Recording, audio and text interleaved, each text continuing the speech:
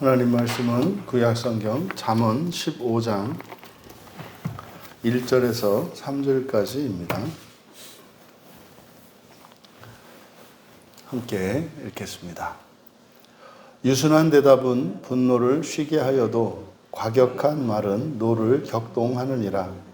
지혜 있는 자의 혀는 지식을 선히 베풀고 미련한 자의 입은 미련한 것을 쏟느니라. 여호와의 눈은 어디서든지 악인과 선인을 감찰하시느니라. 아멘.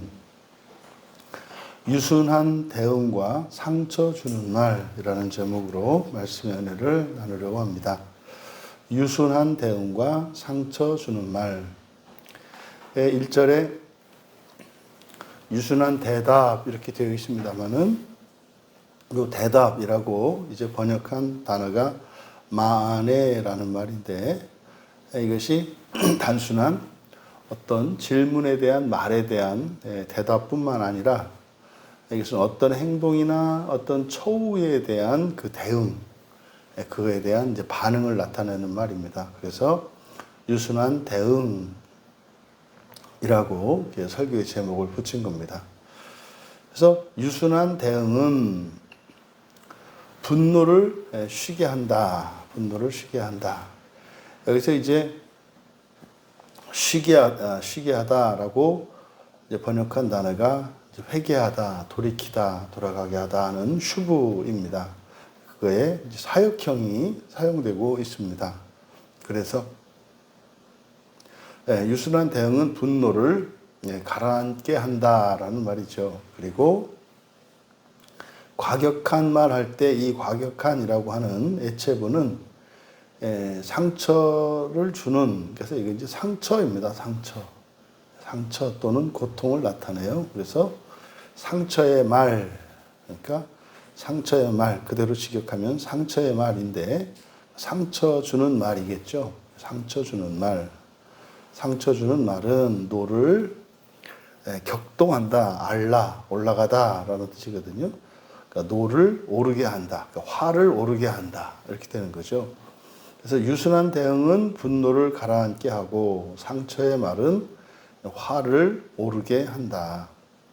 그러니까 여기서는 사람을 화나게 하는 것과 화를 잠재우는 것에 대해서 말씀하고 있어요. 그래서 어떤 말이라 할지라도 유순하게 대응하면, 또 어떤 행동에 대해서도 유순하게 대응하면 분노가 가라앉는다는 거예요. 그러니까 심지어는 화를 내는 사람에게 유순한 대응을 하면 그것이 가라앉는다는 거죠.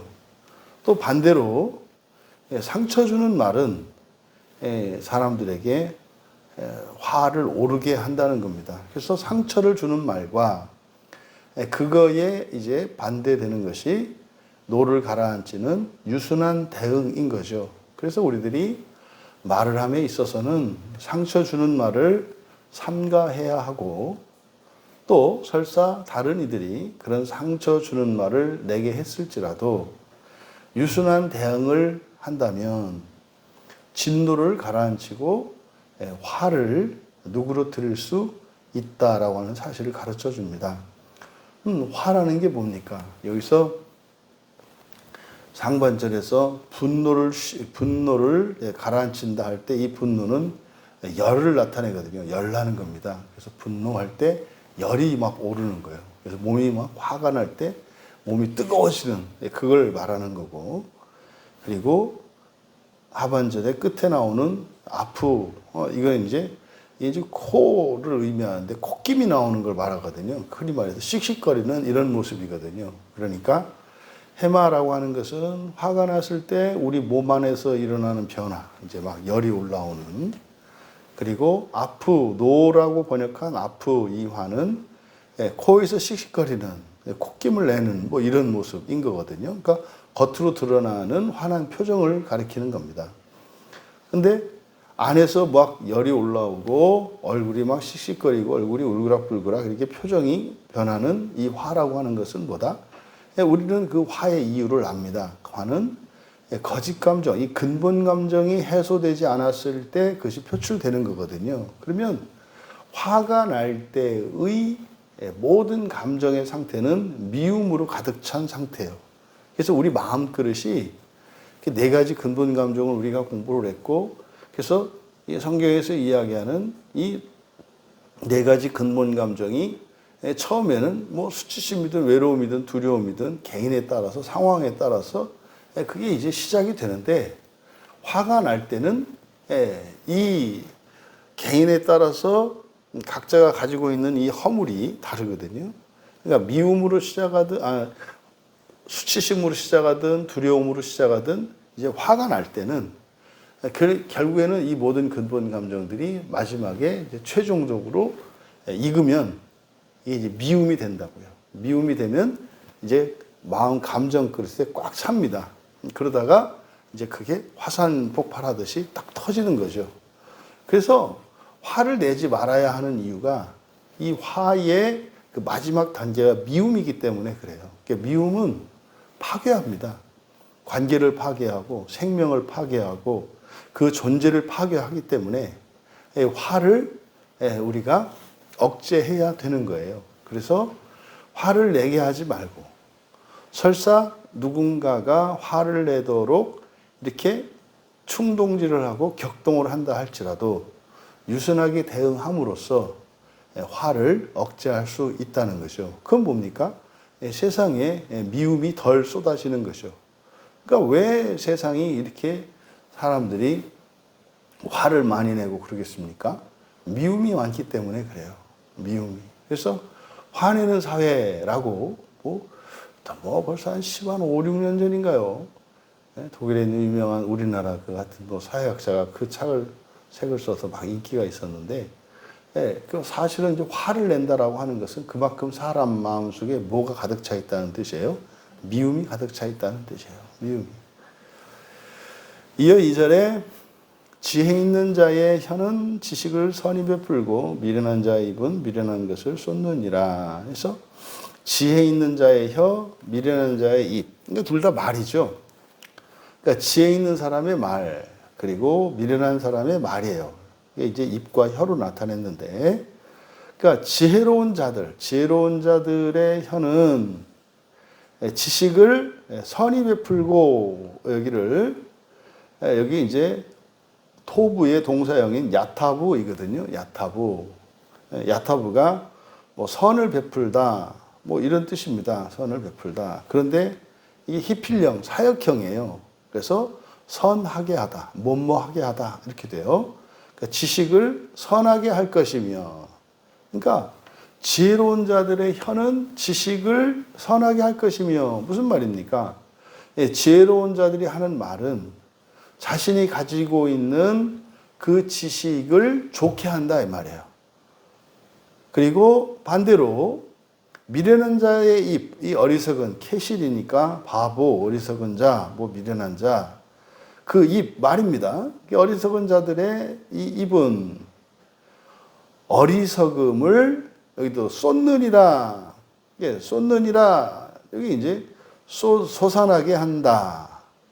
여기 이제 나바, 그래서 흘러나오다, 솟아나다, 뭐 이런 거거든요. 여기도 히필령이니까 솟아나게 한다. 그러니까 어떤 사람의 말은 지식을 선하게 하고 어떤 사람의 말은 어리석음을 솟아나게 한다라는 거예요. 그러면 여기서 지혜로운 자와 부족한 자,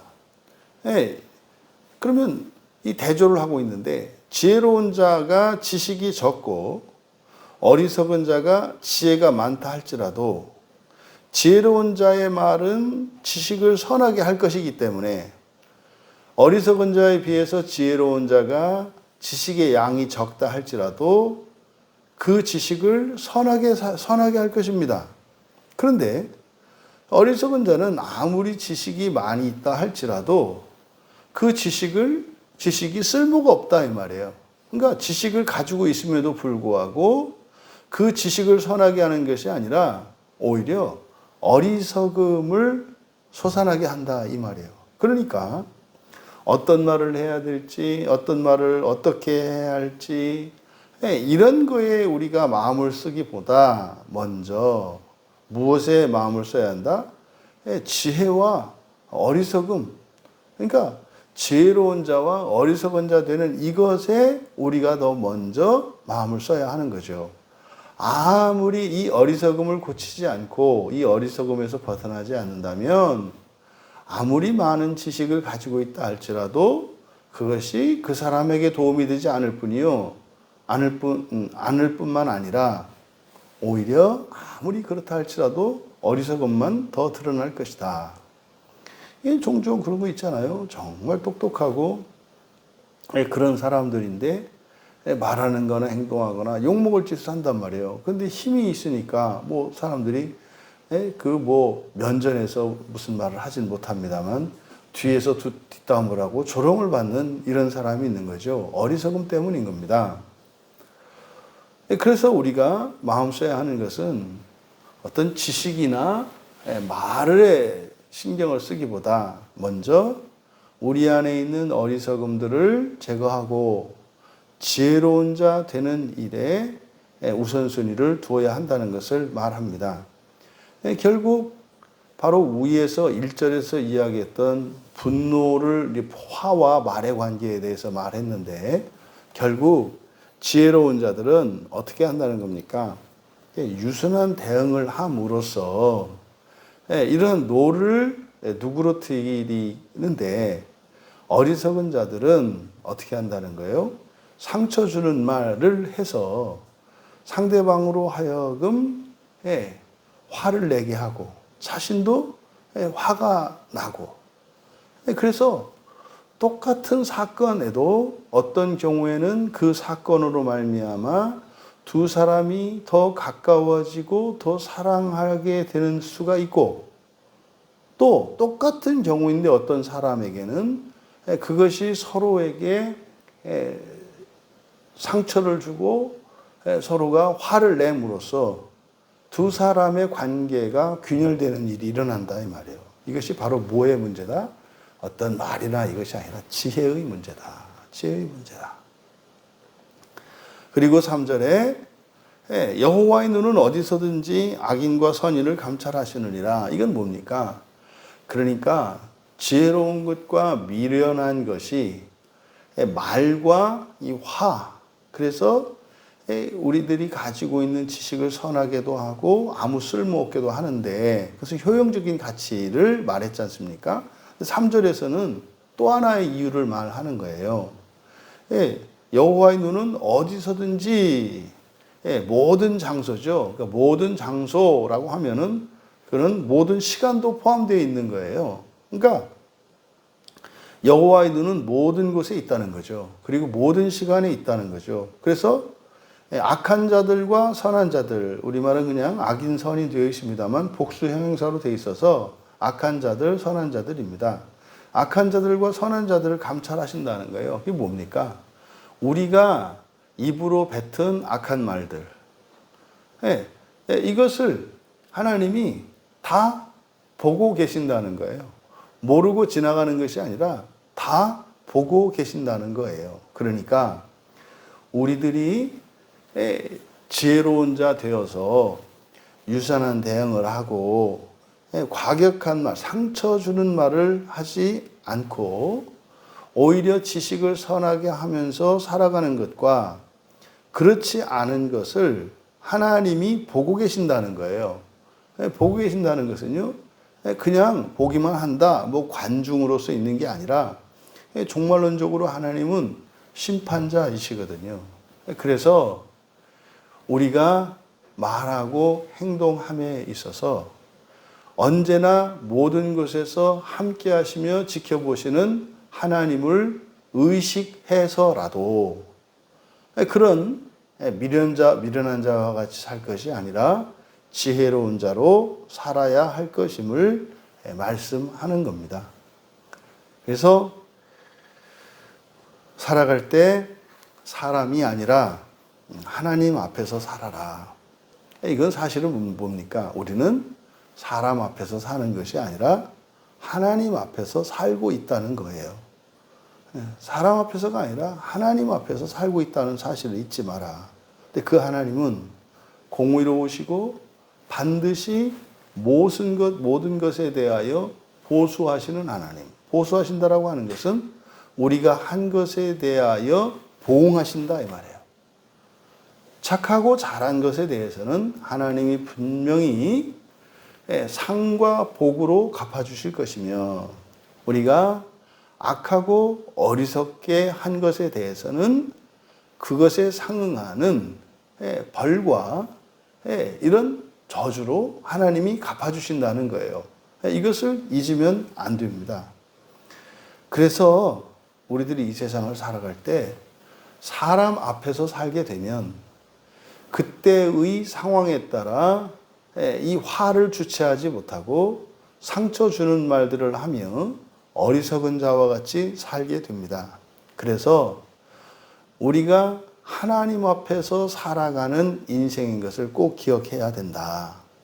여러분, 우리가 예수 그리스도를 믿고 그리스도께서 십자가에서 우리가 받아야 할 모든 벌들을 대신하여 줘서 사실상 예수 믿는 사람들에게는 우리의 이런 어리석음과 또 우리의 이런 상처 주는 말, 이런 악한 일들로 인하여 받아야 할 벌은 사실 예수님이 대신 받으셨죠. 늘 우리가 기억해야 합니다. 그것을 과거 사건으로 봐서는 안 된다.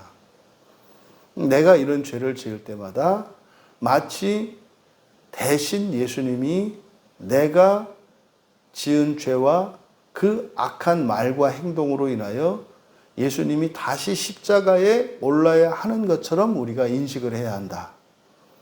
십자가에서 모든 죄에 대한 벌이 해결되었다라고 하는 것이 결코 우리가 어떤 죄를 짓더라도 그것이 나에게는 어떠한 벌도 오지 않는다. 이렇게 이해되어서는 안 됩니다.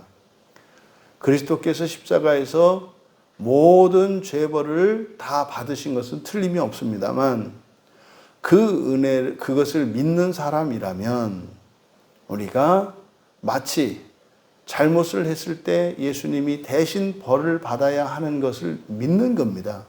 시간적으로는 예수님이 먼저 그렇게 하셨습니다만 우리가 예수님의 십자가를 믿는다면 우리가 죄를 짓고 악을 행하는 그 일을 하나님 앞에서, 예수님 앞에서 그 의미를 부여해야 하는 것이죠.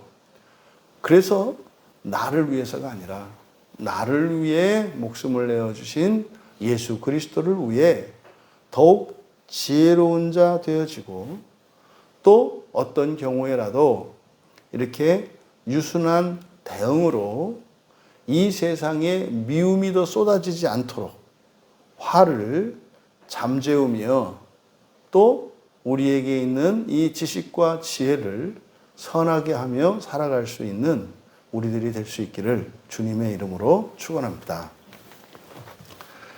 존귀하신 하나님,